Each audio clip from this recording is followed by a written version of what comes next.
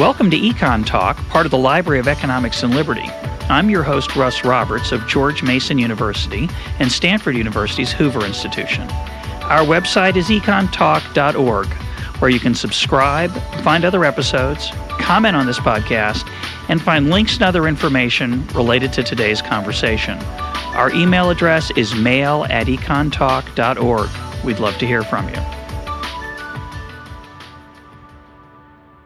Today's April 28th, 2011, and my guest is Bryan Caplan of George Mason University. He blogs at our sister site, EconLog, and his latest book is Selfish Reasons to Have More Kids. Bryan, welcome back to Econ Talk. Thanks so much for having me, Russ. Now, the central argument of your book is that kids are less burdensome and more fun than they appear. As a father of four, I'm sympathetic to that idea, but for those people who might be less sympathetic, what's the basic idea? The basic idea of the book is this. It is true that parents push themselves very hard today. Actually, they spend more time taking care of their kids than they did during the baby boom, surprisingly enough. But a lot of what they're doing is based on the idea that they have to do a lot of unpleasant things to their kids in order to protect their kids' future. Right? So you have to do a lot of different activities with them. You have to ride them very hard in order, so that they can succeed in today's tough competitive world. The kids often push back on this, and many people feel like, if you're a decent parent, you have to make your kid unhappy now in a lot of ways in order to give your kid a decent future. And so a lot of what's going on is that people are doing things that aren't very fun, and they're really stressing the relationship with their kids on the theory that if they do so, there'll be some long-run benefit. Okay, now this brings us to the million-dollar question, which is, does all of this parental investment and parental effort and sacrifice actually pay off? Now, for thousands of years, people have really argued about this question, the nature-nurture question, how much of the similarity between parent and child is due to the way that children are raised, but they really didn't get anywhere. Versus their genetic makeup. Yeah, versus their genetic makeup. But they didn't really get anywhere until the research that my book relies upon started coming along, and it's been going on for the past 40 years. And here I'm talking about research on kids who are adopted and research on twins. Before we get to that data, those data and those studies, let's look at the basic argument. Mm-hmm. Now, nature-nurture is off. What it applies to is an enormous set of questions. It could be, how happy are you? Sure. It could be how much income you make. It could be how responsible you are, how moral you are. How long you live. How long you live. How smart you are. Right, those are all, how smart you are. Those are all important questions of nature versus nurture. A lot of the things we do as parents don't divide neatly along those lines. So before we get into the data, one of the issues, of course, is going to be, what are we actually measuring? Because as you accept in the book, for a whole bunch of reasons, most parents have a common sense reaction to empirical evidence, which is, what are you talking about? Like, I live with the evidence every day. I don't need your studies. And of course, both parents and academic researchers have a tendency toward confirmation bias to eliminate evidence that violates their priors and biases, and accepting all the evidence that goes along with it. So before we get into the studies, do you want to say anything about just the question of, it seems pretty reasonable that what I do with my kids has an impact on them. Right. Well, certainly it has an impact of some kind. A lot of what I talk about in the book is precisely what kind is it and how long does it last. Right. So it's one thing to say that you see that you affect your kids right now, and certainly I see that. Everyone sees it. So a child's misbehaving, you punish him, his behavior temporarily improves. But the question is, how long does that improvement last? Although maybe I should just finish up the the forward, or what the argument is going to say. So once you take a look at the adoption and twin evidence, the big punchline, which is very surprising, is that parents turn out to have surprisingly little effect on long-run outcomes on how their kids turn out. Long-run outcomes, again, in which variables? Let's get into it. Yes, on almost all of the things that parents care about, actually. So what I wound up doing in the book is looking at adoption twin evidence on health, on intelligence, on happiness, on educational success, on occupational, career, financial success, on character, by which I mean things like honesty, kindness, work ethic, discipline, things that almost everyone thinks are good. On values, these are things where there's controversy about what's good: religion, politics, family values, that kind of thing. And all these areas that to the effect of parents on how kids turn out turns out to be surprisingly small, which then brings me to the actual, to the heart of the argument. So, first of all, if it really is true that parents are not having a large long-run effect on their kids, then a lot of the unpleasantness that the parents currently experience actually is really not necessary. You can responsibly and in good faith as a parent stop pushing your kids so hard and focus more on doing things that you enjoy. Right? So if there's things that you really don't like and your child also doesn't like, then it does become a no-brainer to stop doing these. Right? And then here's where the economics of the book comes in. I also say that once you adjust your parenting style to take out a lot of this unpleasantness, this basically means that the kids that you want are cheaper than you think. You can get a decent, well-adjusted, successful child, or your child will turn into a decent, successful, well-adjusted adult, even if you don't do a lot of this unpleasant stuff, which basically means that the kids you want are cheaper than you think. So maybe you should buy more. Stock up. So this argument, well, let's just look at the economics for a minute. I guess the modern version of this goes back to Gary Becker. Mm-hmm. Yes, who, exactly. To the horror of many, treated kids in their dismissive way, quote, as a commodity that you buy or sell. You're being a little bit. I saw you smiling. Yes. I think people at home can't see that Bryan was smiling when he said you ought to buy more. But obviously, as an economist, when things get cheaper, and by cheaper we certainly don't want to just look at money. We want to look at time, which is often a very important component of cost. And just the emotional cost. And the emotional costs, plus the benefits on the other side. Yes. If the costs go down, you would expect people to choose to have more kids. Mm-hmm. And yeah, exactly. You're suggesting that's good advice. That's right. Yes, so, Gary Becker, he did blaze the trail for this kind of thinking. He did so much great work here, but there's just one big complaint that I have about what Becker did, and that's that he assumed, without much evidence, that there really is a strong what he called quality trade-off between kids, where if you have more kids, then they will be worse kids, so they'll be better, but you'll be more. So there's. See, I think. Let me try to as having sat through with pleasure many of those lectures. The argument would be that people choose as they get more resources to have fewer but higher quality children. Yes. Another offensive phrase to some people, but what he meant by that was you invest more in each child, where invest means time, it also means money, and it's certainly true empirically that richer societies have smaller families, and people, as they tend to get richer, don't tend to at a point in time, within a culture, people who have more income tend to have smaller families. Mm-hmm. Correct? Yes, that is true. Yes. And so, when you say you disagree with that, what part do you disagree with? Not the empirical finding, I assume. Right. Well, what I agree with is, or what I disagree with rather, is Becker's assumption that there is a strong quality-quantity trade-off. He basically just took it for granted. At the time that he was, wrote his Economics of the Family, it was around 1980, I believe. There already was starting to be quite a bit of evidence from adoption and twin research that this quality-quantity trade-off just was a lot weaker than what economists and most people tend to think. Yeah, since then, there's been a lot more research that backs this up. His book that summarized a lot of this work and other work related to it is A Treatise on the Family, which I think actually came out in I want to say 1981. I'm not 100% sure about that.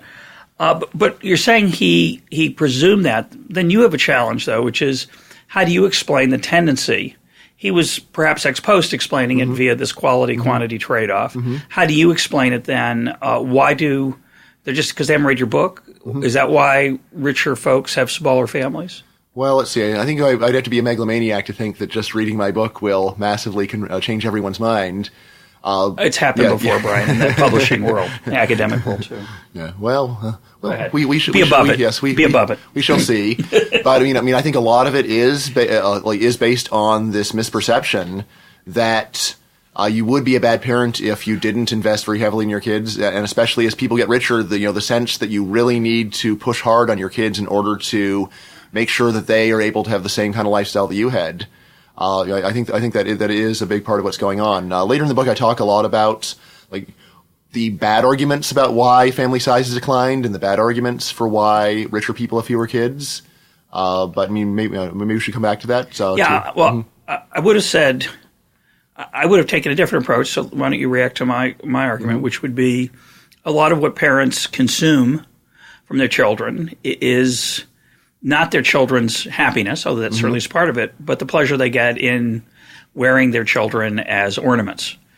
This is a really appalling idea, I think, but I think there's some truth to it. So if you're the educated, what? The status symbol. Yeah, as a status symbol, or not as a status. That's the wrong way to put it. Just that, if you swim in circles where the kids go to certain types of schools and achieve certain types of things and have certain types of careers, you want your kid to be like that.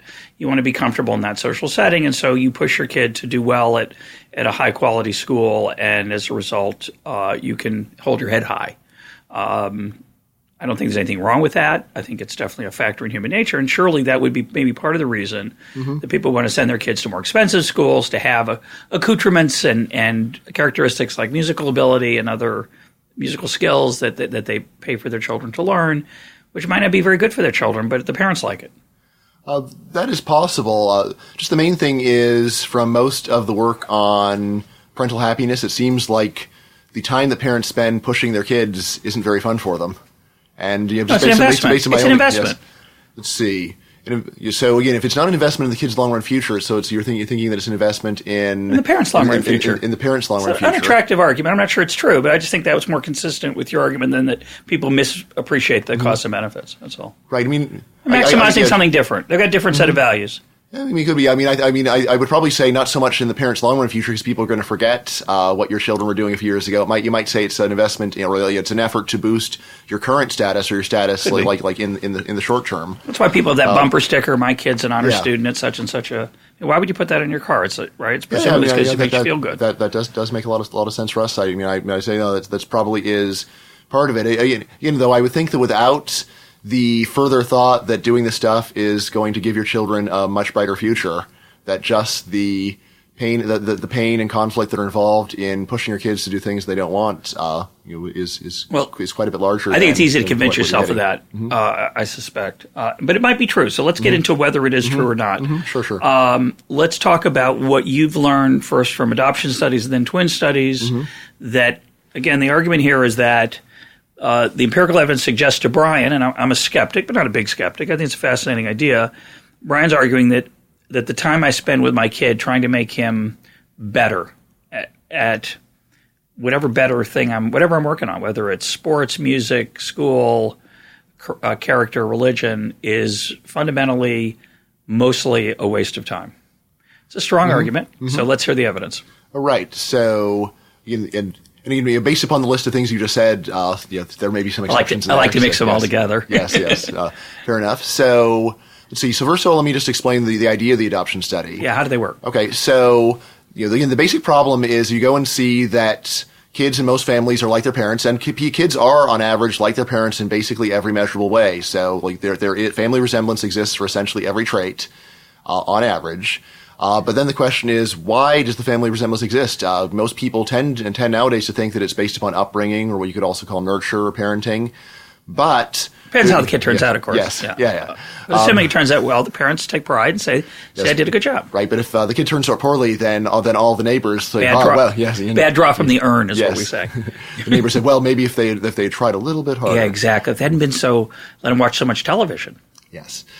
So in a typical family where parents both share their kids' genes and also they raise them in a certain kind of home, there's really no way to disentangle nature from nurture. You just can't say why it is that kids resemble their parents, because there's two different forces that come together.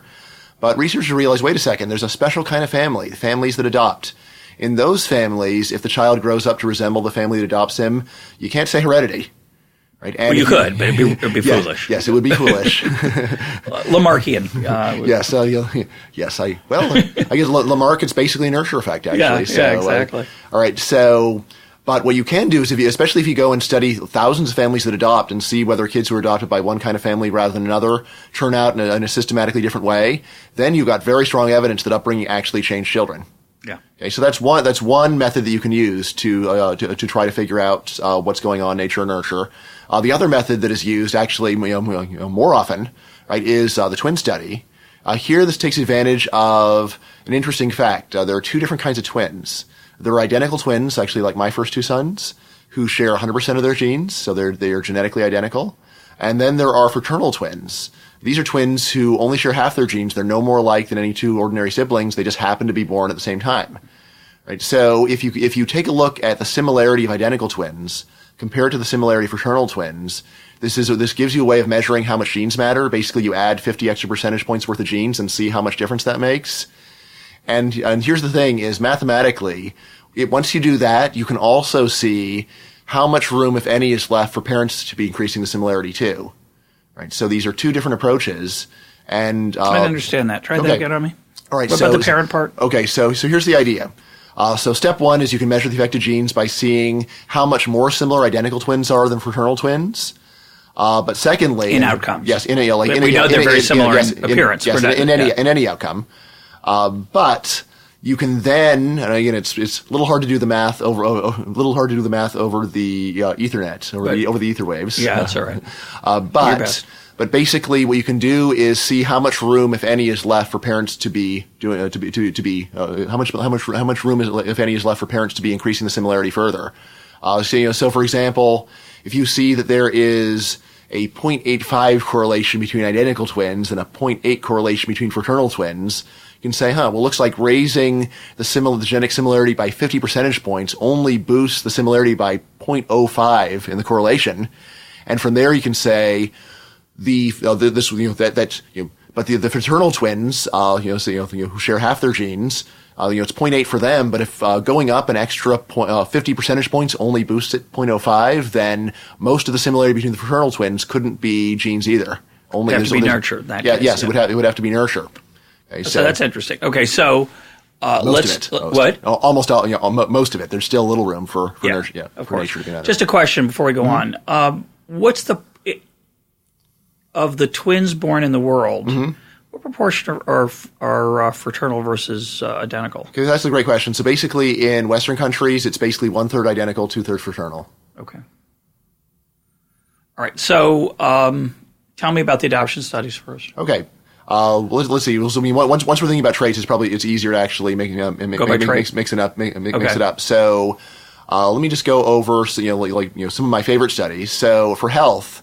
Here there's actually fantastic data because Scandinavian countries have been keeping really careful records for over a century. So you can go to Denmark and Sweden and they've got data on, first of all, whether or not someone is a twin, who their twin was, going back to the 19th century. And also we know for people born in the 19th century when they died. I guess if you're born in the 19th century, you're dead by now. Usually. Not necessarily, actually. Maybe. Close. There might be the 19th century? Absolutely. Yes. There might be certainly among twins. Oh, no, you could be. Yeah, you could be. Yeah, but it's 3% of the population are twins, so it's a small number. Yeah, pretty much everyone. Right. What you can see there is you can use this twin method to first of all look at how what's the similarity of how long identical twins lived. Compare that to similarity of how fraternal twins lived, and then use that method to find out how much difference, if any, did parents make for life expectancy. We also have some studies of twins that were separated. There's another piece of way to isolate. Yeah, so basically that combines adoption and twins. Right. Those studies are obviously smaller. Right. Yeah. So those are generally in the good ones of those are in the hundreds of people in the studies rather than in the thousands or sometimes tens of thousands for the other approaches. But actually, I'm going to talk about one or two of those. So let's start. But on health, right now, so in health, the result that you get from the very highest quality studies is that parents actually have no effect on how long people live. Right now, you might say, well, do parents really believe this? Well, here's the thing: if you think parents affect smoking and smoking affects how long you live, parents should affect how long you live. If you think the parents affect diet and diet affects how long you live, then parents should affect how long you live. What this stuff does is, out of everything parents are doing, the total effect you see of everything they're doing appears to be zero. Well, that's a problem, though, in that makes it sound like it's stronger because it looks at everything they do. But, of course, when you go across everything, you're adding noise, measurement problems, correlations. I'd be much more interested in smoking, which is hard to isolate. And I say that because I think most people, when they think about the burden, although it's an interesting issue in and of itself, when we think about the burden of parenting, having your kid eat their broccoli is not one of the hardships. So I'm not sure this is the... I do actually know a lot of parents who find it hardship. Well... I know parents with kids who make every meal a pain. It's always a struggle. It does happen, but I think there's there's no doubt a desire, and this has nothing to do with parenting, there's a desire to think that we're in control of our destiny on every dimension. So the idea that I can live longer by eating well, exercising, makes me feel good, but it might not be true. It could be overwhelmingly genetic, and certainly many things are genetically I'm stuck with. Propensity to have cancer, propensity to obesity, propensity, metabolism, et cetera. But we also understand that there are some clear environmental issues, which smoking would be the most dramatic, where you can affect your lifespan. Right. Well, I mean, this gets us to one of the most crucial issues with these studies, which is when you see that parents don't affect how long kids live. One thing you could say is, I guess that the tobacco industry was right after all, and cigarettes don't cause cancer. That is probably not the right way to interpret the results. The right way to interpret the results is parents have little or no effect on whether or not their kids smoke. Right. And when you see that smoking runs in families, this is actually because there is a genetic propensity to smoke, which is passed on from parent to child.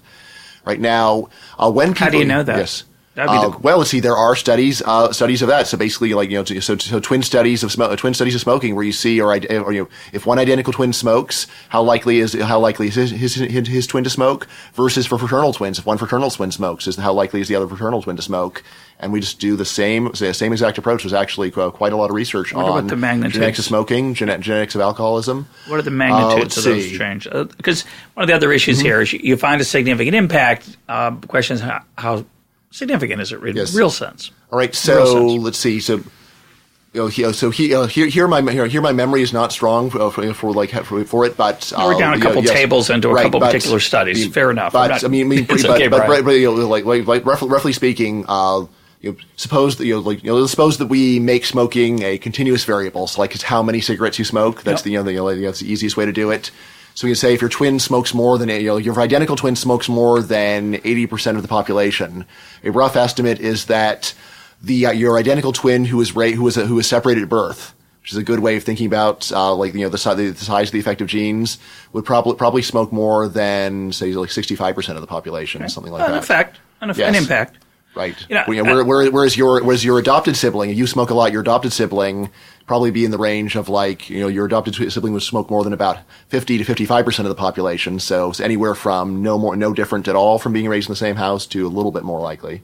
Yeah, I think we've talked about this on the program before. I'm fascinated by this idea, which, of course, you're skeptical of, and I am as well, this idea of modeling. The idea that somehow if I do something and my kids see me do it, they'll emulate it. When in fact, they might see me do it and decide they want to do the opposite, right? I play the violin. I try to force them to play the violin.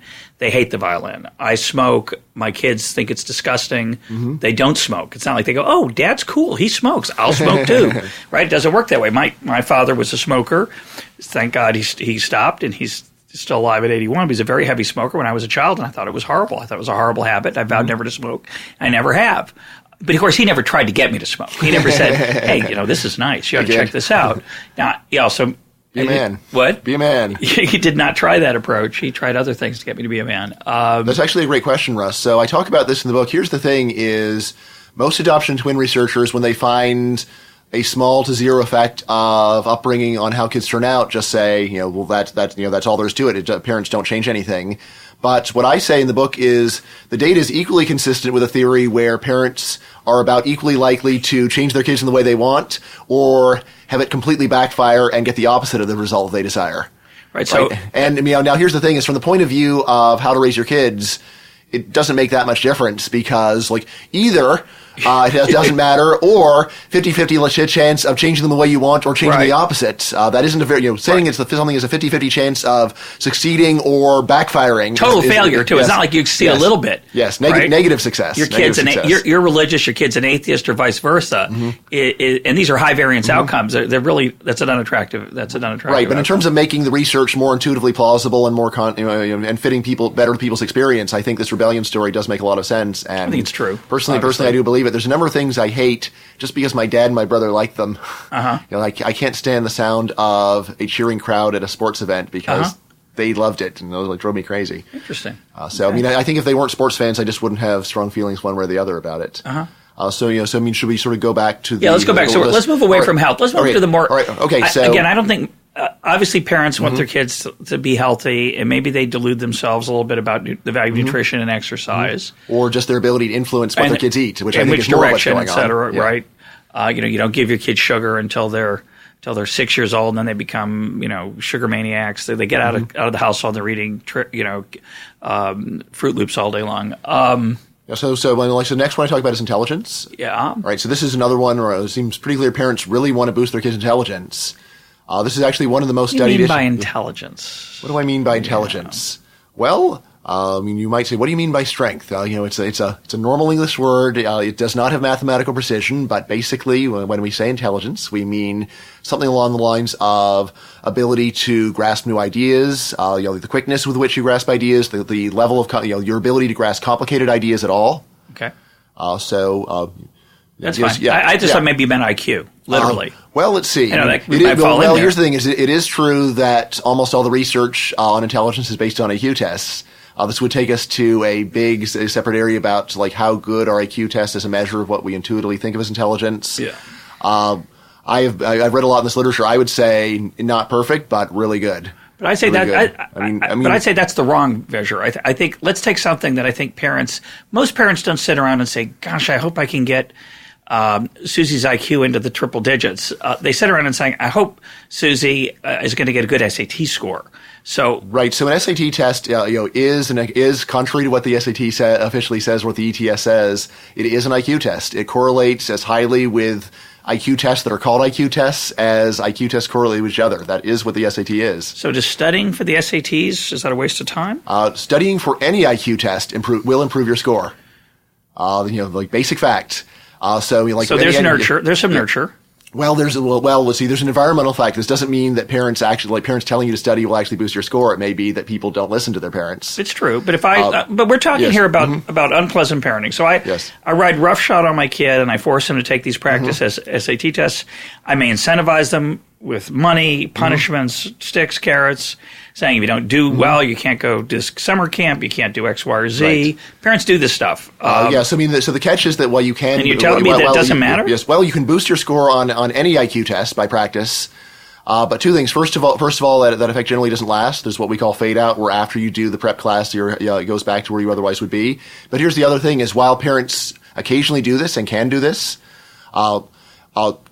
the practice effect basically only works for a specific test.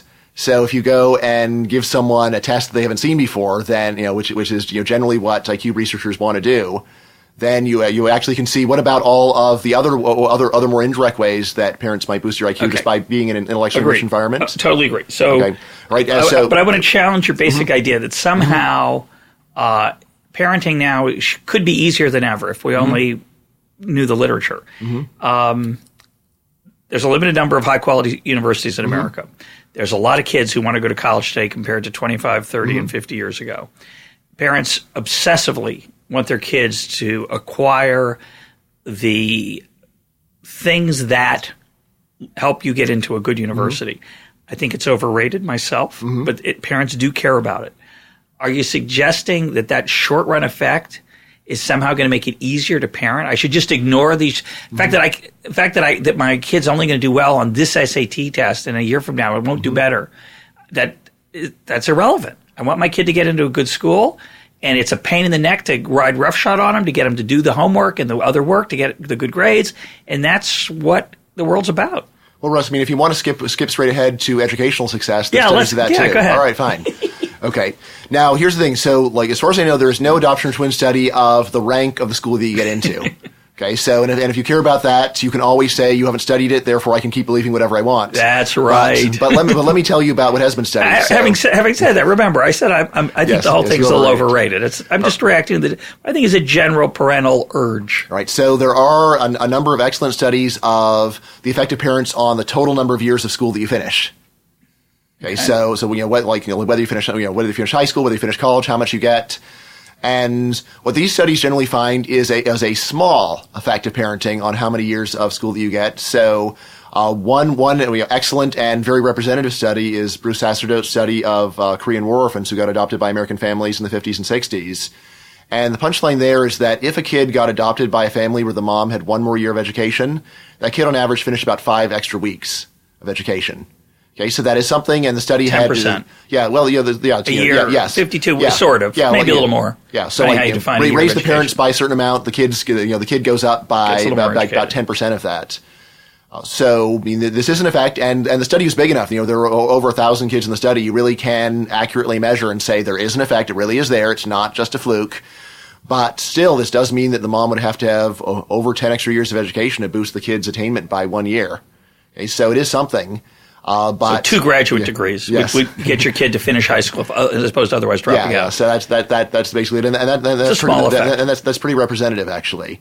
So again, now what's going on here is this is measuring the effect of everything that is actually done, right? So it's measuring the effect of the nagging, the modeling, like if people with more education push their kids more into prep classes. Now, here's what's really neat: Sasser also measured the effect of being in a richer or poor family. And in his study, since these people were adopting in the 50s and 60s, it was a lot easier for poor families to adopt in those days. You only had to be 25% above the poverty line. And what Sasser found is that, adjusting for everything else, being born into a richer family did not help how much education you got. It was not the case that richer families bought educational success for their kids. Interesting. Right. And since we're on the study, he also looked at the effect of the family you adopted on your adult income. And here he had one of the most amazing results, which is the kids adopted by the very richest families grew up to have the same average income as the kids adopted by the very poorest families. Growing up in a rich family does not teach you the secrets of success. It does not seem to like nepotism doesn't seem to wind up paying off at least by the time that you're 30 or so. And maybe the country is saved. It turns out. I thought it was all just rich get richer, poor get poor. It turns out it's a little more complicated than that. Interesting. Okay. Yes. Well, what it's saying is that the reason why income runs in family is actually heredity, right? Contrary to what people want to hear. Yeah, that's interesting. I want to. We could go through some more areas. Mm-hmm. I want to say to the listeners, this book, like Bryan's book, The Myth of the Rational Voter, is provocative. It's very clearly written, and the interested reader can go and look at the book and go into more of the details of these issues which you go into. Right. And if you got to Google Scholar and access to any kind of institution where you can check out academic research, I try to be as transparent as possible. So I try to make it really easy for people. There's nothing intimidating about it, by the way. I don't mean to suggest the results. I don't mean to suggest it's some complicated thing. I'm just saying there's a lot of interesting things to say about it. We don't have time to go into, but I'd like to get your take on a meta issue related to these studies, not the particulars of a particular area. And then I want to ask you about some general parenting issues. The meta issue I want to ask you about is that there are a lot of social debates, one of which would be how much time a parent spends with their kid. Does daycare handicap a child? Mm-hmm. Does daycare give a child an advantage? Does it help a mom to stay at home or to work? There's all kinds of issues here of modeling, social issues, et cetera. That literature, which I'm sure is a mix of twin adoption and non-twin adoption stuff, is full of biases by the researchers who have an axe to grind. Some of the researchers want to show that if your mom works and you're stuck in daycare, you're going to end up a criminal. The others want to show that if your mom works and you have the privilege of being in daycare, you become this independent, strong person. A lot of this literature is junk. It's fake science. It's bad social science. It's bad research. How comfortable are you with this general literature in terms of the biases of the people doing it? That's a good question. So what I'd say is this. Adoption twin research, while it can be used in any field, it basically got its start in psychology. And I'm not a psychologist. I do blog now for Psychology Today, but I'm not a psychologist. But play one on the web. Yeah, but my impression of the kind of people that these researchers are the kind of people who started off wanting to think that upbringing did matter a lot. They're not people who, from an early age, wanted to think that heredity was really important. They wanted to fit in with their other, humanistic and generally left-wing colleagues in psychology. But when they started doing these twin adoption methods, they got results that were not what they expected. Right? And I think there was a lot of soul searching by people when they first started at least getting these results, and it wasn't what they wanted to hear. But a lot of people soldiered on and published stuff that they weren't that comfortable with. And here's the thing: also, there were a lot of social sanctions for publishing this stuff early on. So I think at least a common profile of an adoption or twin researcher in psychology, anyway, is someone who didn't want the stuff to be true and felt like their other colleagues would dislike them and look down on them and possibly not give them tenure because they did this kind of research, and they published it anyway. Which suggests it's of course, once you do it for 20 years, your attitude may change. But it suggests it's more robust than you might otherwise think. I think if that's true. Right. Now, also, I know, one difference between you and me, Russ, is that I generally put more confidence in empirical research, and when I have a complaint, I want it to be more specific than people are biased. Yes, when people are do biased. sloppy work. Yes. So my main complaint. It's a cheap shot. So my complaint about like child development stuff that doesn't do adoption twin research. It isn't just that it's biased, but that they consistently ignore something that we have strong reason to believe is important, which is heredity. Right. So, if you just go and do the study and you say that kids who are in daycare do worse or better, it's like, well, that doesn't even, that just ignores the possibility that maybe people put their kids in daycare have different genes and that their kids would have been different even if they were raised by different families. So I tend to want to focus on, like, tell me specifically what's wrong with this approach. Although, of course, it could just be, corruption. Like, they're so biased that they actually fake the data.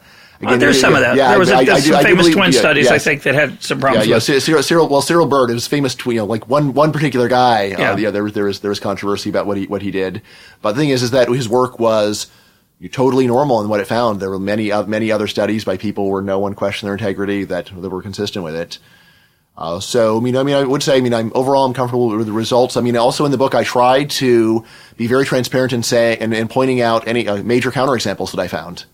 So again, I will say, so I am a human. So like you can say I have biases too, but at least I did make an effort to point out explicitly where the studies that are getting different results.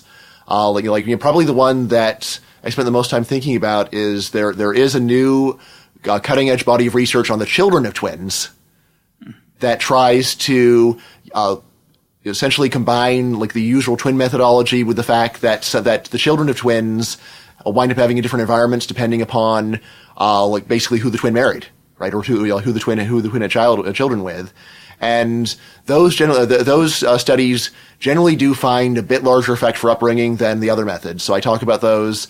There's still a lot of methodological controversy about couldn't it just be the genes of the spouse of the twin that's explaining what's going on? Honestly, this is still so cutting edge that I didn't think that I was the right person to adjudicate whether or not this approach is actually working or not. But I drew readers' attention to it, cited a lot of papers so they can go and check them out for themselves. I accept your point about taking cheap shots at empirical work, and you would never take a cheap shot, Russ. Well, it could appear to be a cheap shot, which is almost as bad. Too naive. Almost as bad. But let's talk about some specifics of parenting. I don't have any trouble with accepting the reality that any parent who has more than one child, who's not a twin, sees how different kids are within your family. Oh yeah, and in ways that outsiders can't appreciate. And even though you try to raise them the same, right? Correct. Yes, and they clearly have natures which are unique to each child. They have tastes. They have propensities. Just take an obvious example. If you love athletics, which I think you don't, right? But if you had a desire that all your kids would play varsity sports in high school and ideally get a Division I scholarship, you may be confronted with the fact that some of your children may not have the ability to do that. Others would argue, or the personality wouldn't enjoy it, et cetera. I just want to put in a plug for Andrew Agassi's extraordinary memoir, really enjoyable book. I think it's called Open, if I remember correctly, where he talks about evil. You could call it, he doesn't literally call it this, but evil parenting, where a parent has decided, a very common phenomenon, that their child's going to be successful at something. Clearly, the parent did have that influence. Mm-hmm. In that case, you see it's a selection bias. You see the child that became a star tennis player, but the child's not very happy and doesn't like his father very much as a result of that. So we all understand that nature matters. But I want to get to the heart of your argument, which is that nurture is, to a large extent, perhaps irrelevant. And I want to ask you, as a parent and as an author of a book on parenting, the standard things that I think most people find troublesome, burdensome about parenting are things like diaper changing when they're young and the inability to travel, which is the example you talk about in the book. As children get older, the issues of carpooling and schlepping, as we talked earlier, the riding roughshod over. I read books to my kids every single night of their young lives. I enjoyed it most nights, but I did it on nights when I didn't want to do it because I thought it was good for them. These are very, no one really thinks, I don't think in a twin study you could measure the impact of these things. So I'm kind of just going by feel here, right? And do you have any things to say about those things? Sure. So, I would never say that parenting is irrelevant. Actually, one of the main things that I got out of the research is this: there is one very meaningful effect that parents have on their kids, and this is how their kids feel about and remember them. And this is also actually there's actual twin adoption research on this point. How they remember their parents. Yes, and this is a long lasting effect. There's a Swedish twin study of Swedes in their 50s and 60s and 70s, and basically as long as you grew up in the same household, regardless of how related you were, you tended to have pretty similar views about whether your parents were kind to you, whether they spent time with you, whether they treated you well. And they never went to Cinderella's house. Yes, never went to Cinderella's house. Sure, that's all right. Of course, it could be the opposite of that, and you remember that too.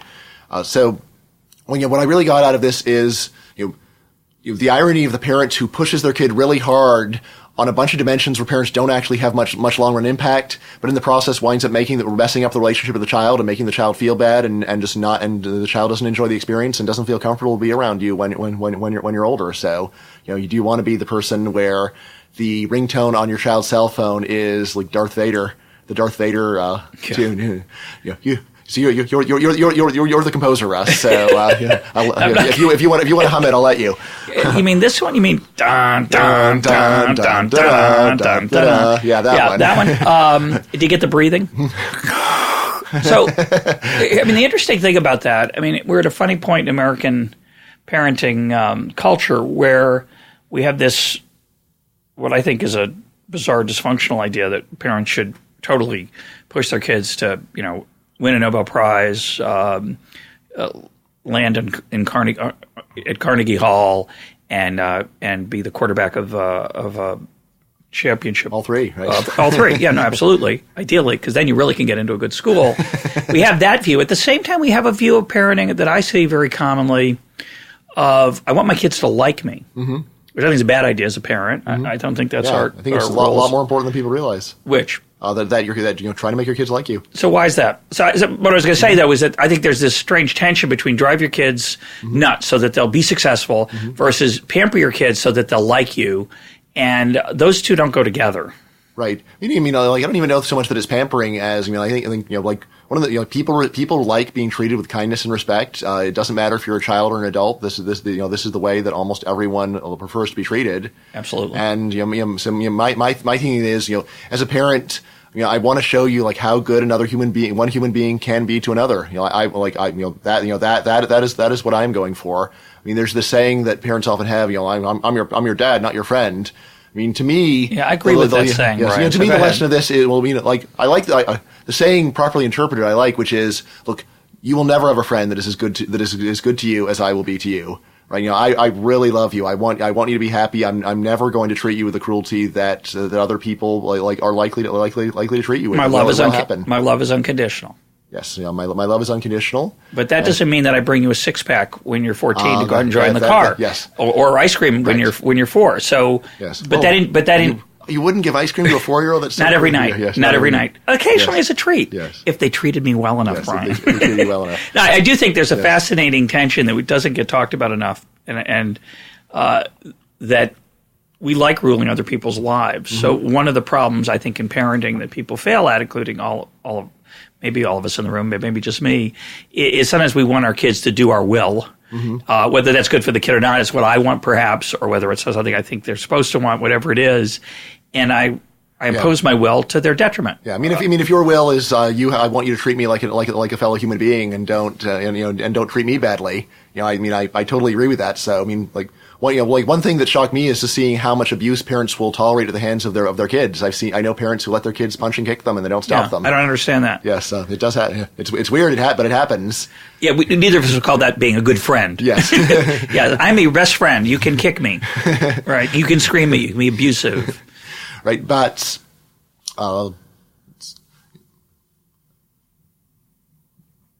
Sorry. I took us way off the track. It's okay. Yes, I was asking the question that, a lot of the things that I think make parenting challenging, they're not fun. They're not fun for the kid. They're not fun for the parent. Or they're fun for one but not the other. And as a result, there's an inevitable tension that I don't think you should. Right. Oh yeah, right. So one thing about bending kids to your will, like if it's not a matter of getting your child to treat other people decently, I really would say it's important to get over that.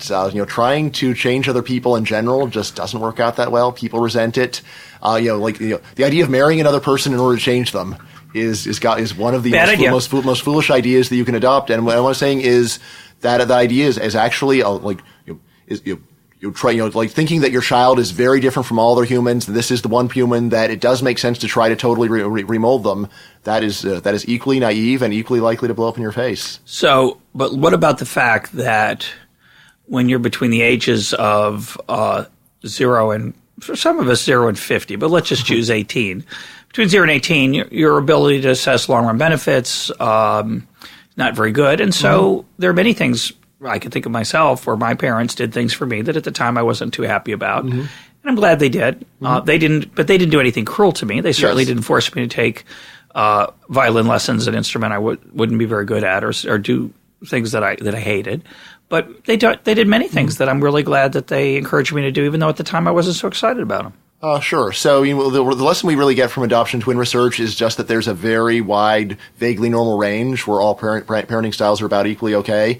Outside of this range, of course, is parents who say you don't have to go to school. It's up to you if you want to go to school, or it's up to you whether you want to eat anything other than candy all day long. So, I do say, within this vaguely normal range, there really is a lot of flexibility, and you just don't have to beat yourself up that much if you want to do one thing rather than another. And and it does make sense to focus on doing things that really are fun for the whole family rather than, things that, either the child wants to do and make the parents miserable, or that the parent really wants, but it makes the child miserable. Right? And, just isn't a great, just isn't really a great way to have a pleasant, harmonious family. Well, let's shift gears. Let's talk about safety. One of the oft observed trends in American parenting is a change in how much freedom we give to our kids. When I was 10 years old, living in Lexington, Massachusetts, my parents put my friend David and I on a bus.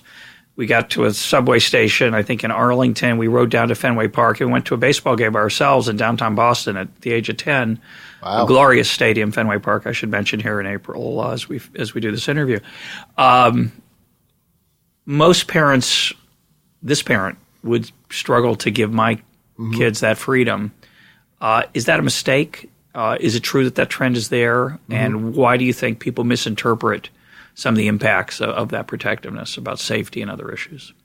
Right. So in terms of really good data about whether parents are treating the kids differently, at least I didn't come across any, but I'm totally convinced, and I don't think I've encountered anyone who deny that there's been a big change in the amount of independence that we give to kids.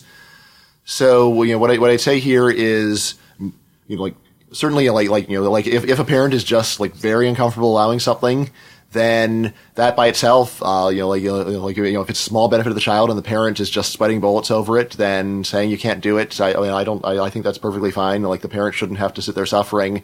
Even if someone says, well, they'll almost certainly get back. It's meanwhile, I'm going to be a wreck. Just so worried about it. But what we can say is, in terms, even if you are, a fretful parent, it still makes sense to look at the actual numbers, actual risks when you decide how, what kinds of things you're going to let your kid do and what kinds of things you're not going to let your kid do. So, first of all, some really good news that I talk about in the book is that even though we think about the 50s as being an idyllic age, the death rate for kids was about 5 times as high as it is today. Most of that comes from almost all that comes from disease, and then a bit more from accidents. The elimination of disease and the reduction in accident. Right. So the consequence of accidents, obviously. Yes. Also. And then so deaths from crime and suicide are actually a little bit up. Not to freak people out, but remember, since that almost never happens, you can have a 50% increase, and it still is microscopic. So really disease and disease above all, and then accidents secondarily are the main risks that children faced in the past and actually continue to face. So, like in the 50s, like a lot of kids still died of contagious disease. It was still quite common in those days. So, just step one is just breathe a sigh of relief. It's not true the modern world is like awful compared to the idyllic 50s. The 50s were scary. Today is actually comparatively, much safer. So you just should feel happy about that. Even if you're not going to let your kids take any extra risks, at least say, isn't it great that we're not in the 50s? Yeah, well, but my kids, when I was a young boy, my sister and brother and I used to fight over who would get to lay in the back shelf where the back window was. None of us had seatbelts on. Now parents obsessively do boss their kids around and make them wear seatbelts.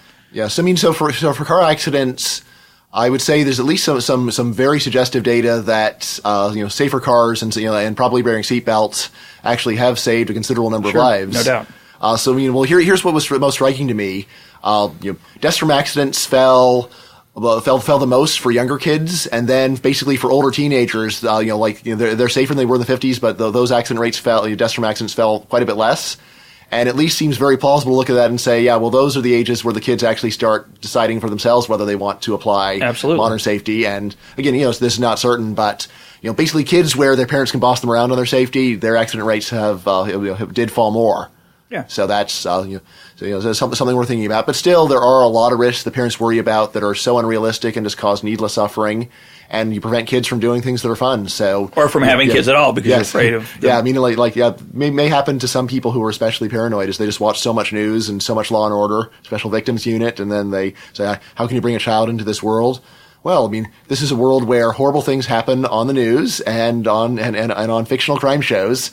But, in large numbers, but not so much in actual life where those things are phenomenally rare. So, probably the case where parents are most bizarrely overworried is stranger danger, milk carton. That some horrible person is going to come and abduct your child and do terrible things to your child.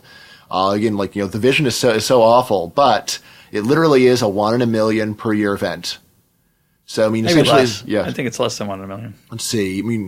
That is the number that I remember from. Okay. That's small enough. Yes, it's a small number. Yes,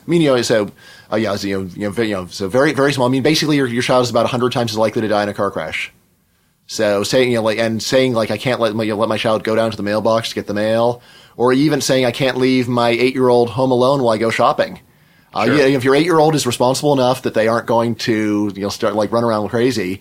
It literally is true that your child is probably more likely to be hurt in a car crash on the way to the grocery store than that anyone is going to break into the house while you're away for an hour. So it's like in terms of just keeping your child safe. As long as it's not family services, who that would be a bad consequence. Unfortunately or not, but in today's world, that is the perception. Of course, one argument is the reason that these odds are so small is because we don't let our kids out. So the marauding evil people can't get at them because they get to go down to Fenway Park on their own. What I'd say there is just there's so many chinks in the armor. Just like when you think about terrorism, you might say airport security is the reason why there've been basically no deaths from terrorism in the U.S. There's so many ways that a terrorist could get in and do horrible things, and we don't do anything about it. That saying that the security is the reason for the improvement just seems unreasonable. Like if someone really wanted to do something terrible, there's so many other ways that you could do it, and yet it doesn't happen. Suggesting there just aren't that many people motivated to do it. Yeah, either that or they're complete idiots with no imagination. Always a possibility. Let's move on because I want to get to a central issue that I think a lot of people are worried about that we haven't touched on yet, which is sort of a non-selfish reason, you might say, to have fewer kids, which is it's good for the planet to have small families, and that people like you, Bryan, who are encouraging people to have more children, you're really doing a terrible thing because they're bad for the planet. Right. So I take that complaint seriously, and also one thing that I noticed, I think there are some people who would like to have more kids and think that they would enjoy it, but they feel guilty about it. So they say, all right, I can only have one. I'd like to have more, but I can't. Or two, but not more than two. Yes, but so here the crucial question really is: so what is the effect of adding one more person to the planet?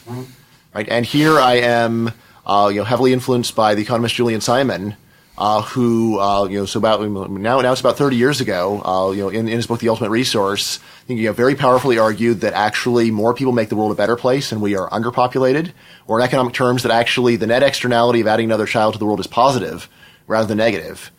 So, where does this stuff come from? And I should also say that Julian Simon was a trailblazer, but now there's many other economists who have made similar arguments. So, Michael Kramer, Paul Romer, and these arguments are much more accepted, although often they don't really give Simon the credit that he deserves. But so, it's probably the classic argument against population, saying that more people are bad, is just that population causes poverty. More people, all sharing a fixed pie of resources means that everyone gets a smaller slice. Bigger denominator. Yes, it's just a matter of math. Yeah.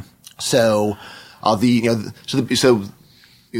first problem with this is, of course, that people eventually grow up and produce. Yeah. But then, like a sophisticated person, they say, well, of course they do produce, but there's diminishing marginal product, and so still, on average, people are going to have less consumption when there's more people. And then the next argument is they may produce more, but eventually there'll be fewer resources left for other people to use. We can come to that shortly. But the argument that many economists have now made, probably beginning with Julian Simon, the technical term is endogenous growth theory, and it just says, look. The main thing we've learned, or probably the most important thing we've learned in the study of economic growth, is that the main difference between the world of today and the world of 200 years ago is just ideas. It's just the reason why we are richer today than we were in the past, because we now know more than we used to. We know how one farmer can grow enough food to feed hundreds of people. We know how to make iPads. We know how to make flying machines. The knowledge is really the crucial difference between the world of today and the world of the past. Now, once you buy this idea, then you start thinking, well, it's really important that this flow of new ideas keeps coming. And we should be really grateful for whatever gave us this flow of new ideas. And then if you say, well, so where do these ideas come from? The answer, of course, is people. Right? And the simple thought experiment is just imagine deleting half the names in your music collection. Imagine deleting half the names in a dictionary of scientific achievement. Imagine deleting half the names in technological progress and business success. And realizing that eventually someone might have come along and done something similar, but it would have taken a while, and the progress would have been slowed down. The problem with that argument, of course, is that most of the people who are doing the things you're talking about are not random draws from the population. They're from the right-hand tail. That argument leads to a horrific idea, which I'm against, but it does lead some to argue that, therefore, we should encourage some people to have more larger families, but not everyone. Right. So, fair point, although I would say that there's a lot more randomness in the distribution of incredible creative achievement than you might think. Absolutely. And it's not just like the top 1%. That's correct. It really is scattered throughout the distribution, and especially for truly remarkable achievement. Just by definition, you can't predict truly remarkable achievement very well because it hardly ever happens. And there's always tons of people who are really similar to, say, Nobel Prize winners who didn't actually achieve at that level.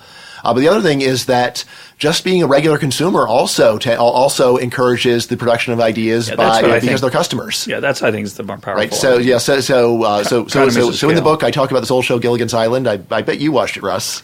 A couple times, but not much, because my parents cared about my future and limited my TV watching. Fools that they were. Yes. I don't know why they were so they didn't know much. They know the studies. My parents cared a bit less, so and it all shows. But so on Gilligan's Island, there were 7 people stranded on an island, including the professor, who's a technological genius. So he does come up with many amazing inventions on this island.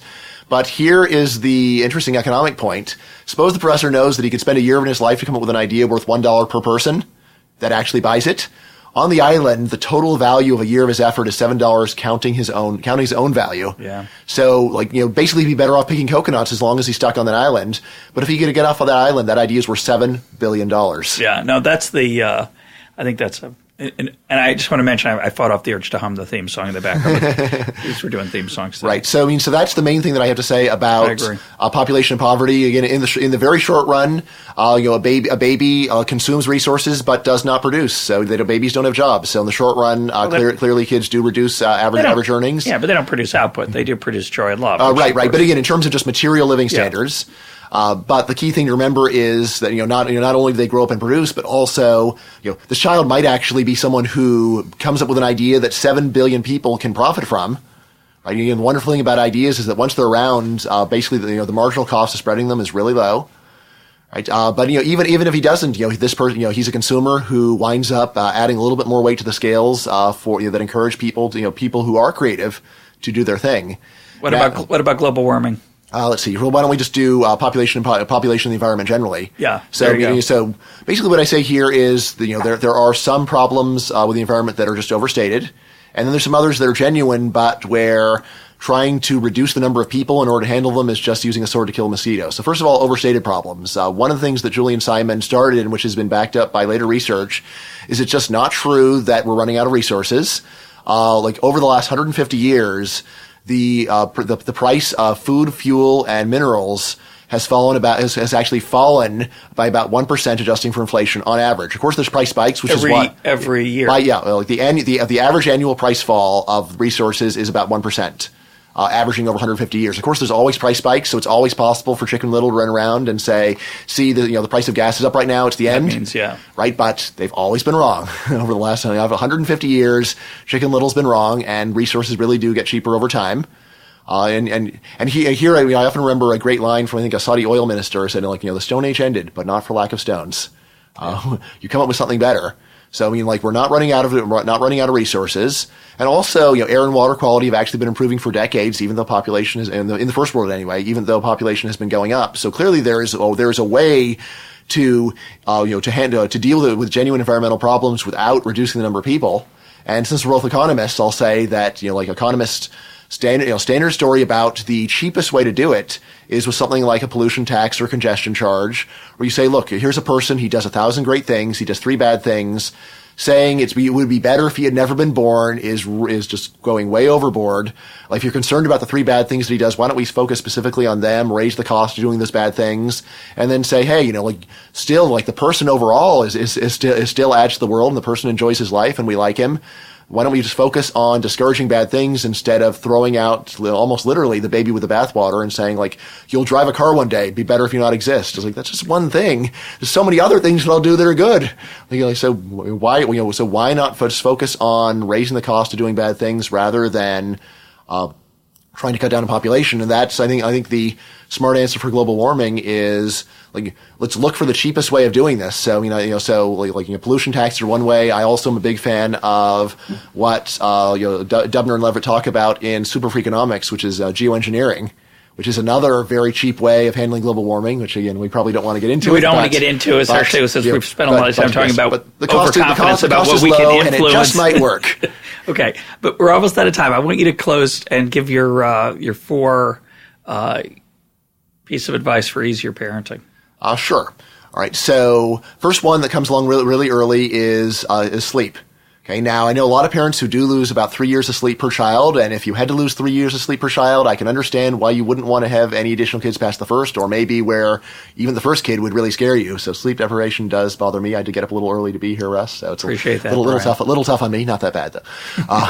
But years of practice. Yes. Okay. So here there is an experimentally tested method of getting kids to sleep that really does work when tried. It's called the Ferber method. Basically, the idea is when you put your kid down to sleep, if he cries, you can't do this on an infant because an infant really does need to wake up a few times during the night to feed. But by the time a kid is 3 months, put him in his crib. If he cries, let him cry for 5 or 10 minutes, comfort him, then leave and repeat until he sleeps through the night. And within a very short amount of time, a large fraction of kids will respond to this and will sleep through the night, and you can save yourself 2 years, 9 months worth of sleep deprivation by doing this. Worked for us. Right, and it'll be tough there. It requires some short-term suffering. That noise is designed, that wah-wah is designed to pierce your heart, and it does. Yeah. It's very effective. Something else that we actually did before our third child was born is we installed solid wood doors in all the kids' bedrooms. There you go. That solves the problem. to reduce the noise. It does make it easier. So sleep. Yeah, and again, if you know the twin evidence and adoption evidence on happiness, the idea that the fact that your kid wasn't picked up when he was 3 months old when he cried, and that will turn him into a miserable adult who feels no security and feels like other people don't love him, that's just crazy. So sleep is one thing. I think it's a big deal. I also talk about discipline. So many people say that you just think you should let your kids run around wild, don't you, Brian? I said, no.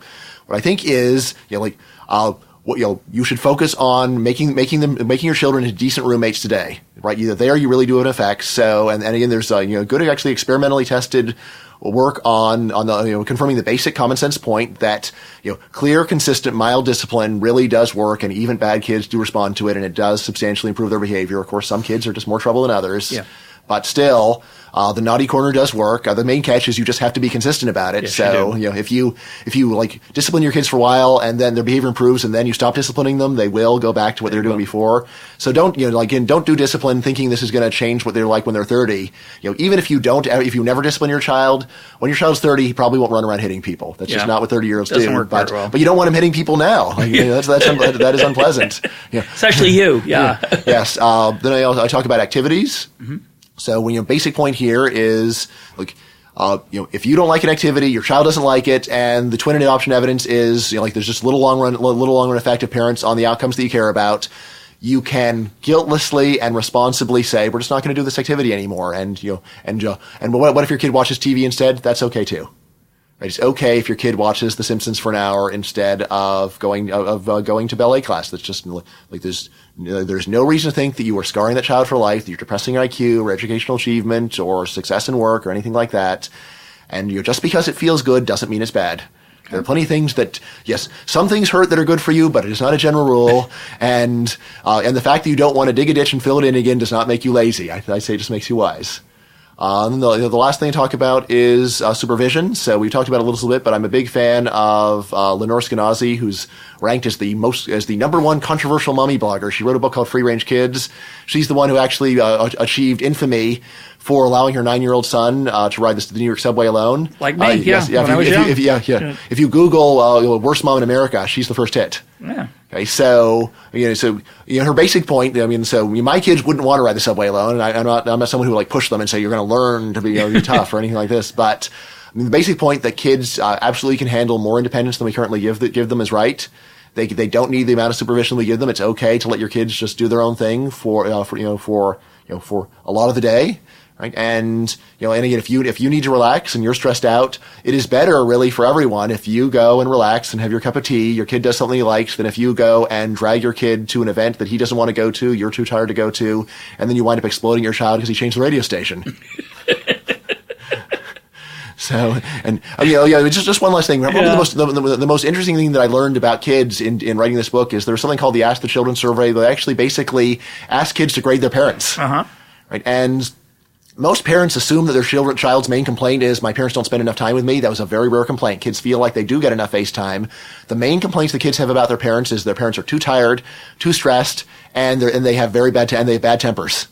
Mm-hmm. Right? And I think that parents could go a long way towards getting better grades from their kids if the parents themselves would just cut themselves some slack. Not only would it be easier for you, but your child would feel better about you if you had a better attitude.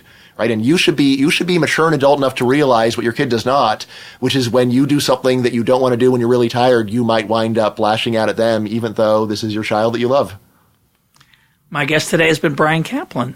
Bryan, thanks for being part of Econ Talk. Thanks so much for having me. It's always a pleasure, Russ.